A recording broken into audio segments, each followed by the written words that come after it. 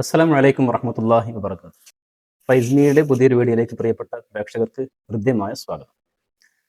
പ്രിയമുള്ളവരെ, നമ്മൾ ഇന്ന് പറയാൻ വേണ്ടി ഉദ്ദേശിക്കുന്നത്, നമുക്കറിയാം നമ്മളൊക്കെ ഇന്ന് ഒരുമിച്ച് കൂടിയിരിക്കുന്നത് പരിശുദ്ധമായ മുഹറം മാസത്തിലാണ്.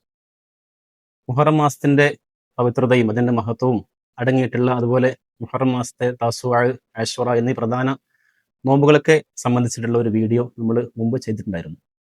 ഇന്ന് മറ്റൊരു വീഡിയോ ആണ് ഉദ്ദേശിക്കുന്നത്. അതായത് പരിശുദ്ധമായ ഈ മുഹറം മാസത്തെ താസുആ, ആശുറ എന്നീ നോമ്പുകൾക്ക് നമ്മൾ നിയ്യത്ത് ചെയ്യുമ്പോൾ ശ്രദ്ധിക്കേണ്ട കുറച്ച് ഗഹനമായിട്ടുള്ള കാര്യങ്ങളാണ്. അതായത് സാധാരണയായിട്ട് നമ്മൾ ഈ താസുആ, ആശുറ എന്നീ നോമ്പുകൾക്ക് നിയ്യത്ത് ചെയ്യുന്ന സമയത്ത് ആ നോമ്പുകളുടെ നിയ്യത്ത് മാത്രമാണ് ഇതിൽ ഉൾപ്പെടുത്താറുള്ളത്. എന്നാൽ ഈ വർഷം, അതായത് 2026 മറ്റന്നാൾ 25, അതുപോലെ തന്നെ 26 വ്യാഴം, വെള്ളി എന്നീ ദിവസങ്ങളിലാണ് താസുആ, മുഹറം 9-ന്റെയും അതുപോലെ മുഹറം 10-ന്റെയും നോമ്പുകൾ വരുന്നത്. വ്യാഴാഴ്ച നമ്മൾ നോമ്പിന് നിയ്യത്ത് ചെയ്യുന്ന സമയത്ത് ശ്രദ്ധിക്കാൻ ഒരു 4 കാര്യങ്ങൾ ശ്രദ്ധിക്കുകയാണെങ്കിൽ നമുക്ക് ഒറ്റ നോമ്പിലൂടെ 4 നോമ്പിന്റെ പ്രതിഫലമാണ് ലഭിക്കുന്നത്. വ്യാഴാഴ്ച എന്നുള്ളത് സാധാരണയായിട്ട് നോമ്പ് സുന്നത്തുള്ള ദിവസമാണ്.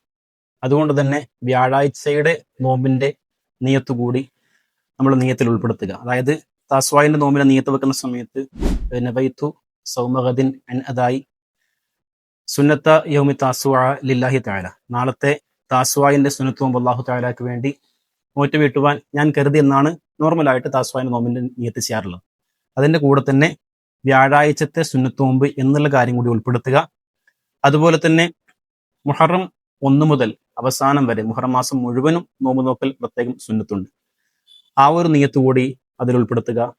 അതുപോലെ തന്നെ നമ്മുടെ ഏതെങ്കിലും റമദാൻ മാസത്തെ ഏതെങ്കിലും മുമ്പ് ഖളാ ആയിട്ട് ഏതെങ്കിലും നോമ്പ് ഉണ്ടെങ്കിൽ, ഖളാ വീട്ടാനുണ്ടെങ്കിൽ, ആ നോമ്പിന്റെ നിയ്യത്ത് കൂടി ഈ നോമ്പുകളുടെ കൂടെ തന്നെ ഉൾപ്പെടുത്താവുന്നതാണ്. അങ്ങനെ താസ്വാ നോമ്പിന് നമ്മൾ ഈ 3 കാര്യങ്ങൾ കൂടി ഉൾപ്പെടുത്തുകയാണെങ്കിൽ ഒറ്റ നിയ്യത്തിലൂടെ നമുക്ക് 4 നോമ്പിന്റെ പ്രതിഫലമാണ് ലഭിക്കുന്നത്.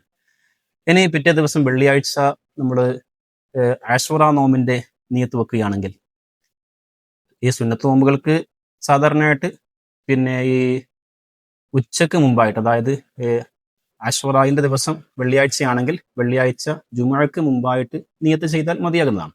ഫർദ് നോമ്പുകൾക്ക് തലേന്ന് തന്നെ സുബഹിന്റെ മുമ്പായിട്ട് തന്നെ എന്താക്കണം, നിയ്യത്ത് ചെയ്യൽ നിർബന്ധമാണ്. അത് നമുക്കൊക്കെ അറിയാവുന്ന കാര്യമാണ്. അപ്പൊ ഈ ആശുറ നോമ്പിന് നിയ്യത്ത് ചെയ്യുന്ന സമയത്ത് നേരത്തെ പറഞ്ഞതുപോലെ മുഹറം മാസം മുഴുവൻ നോമ്പ് സുന്നത്താണ് എന്നുള്ള നിലക്കുള്ള നിയ്യത്ത് ഉൾപ്പെടുത്തുക. അതുപോലെ തന്നെ ആശുറ നോമ്പിന് നിയ്യത്ത് ഉൾപ്പെടുത്തുക.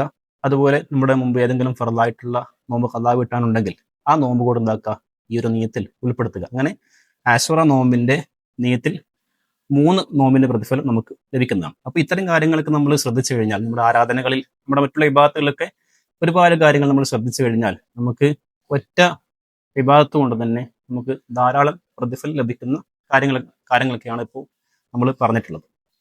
അല്ലാഹു തആല നമ്മുടെ നോമ്പുകൾ, മറ്റുള്ള ഇബാദത്തുകൾ എല്ലാം അല്ലാഹു തആല ഖബൂൽ ചെയ്ത് അനുഗ്രഹിക്കട്ടെ എന്ന് പ്രത്യേകം പ്രാർത്ഥിക്കുന്നു. നിങ്ങളുടെ പ്രാർത്ഥനകളിൽ എന്നെയും ഉൾപ്പെടുത്തുക എന്ന വസിയത്തോടുകൂടി മറ്റൊരു വീഡിയോയുമായിട്ടും വീണ്ടും കാണാം. അസ്സലാമു അലൈക്കും വറഹ്മത്തുള്ളാഹി വബറകാതുഹു.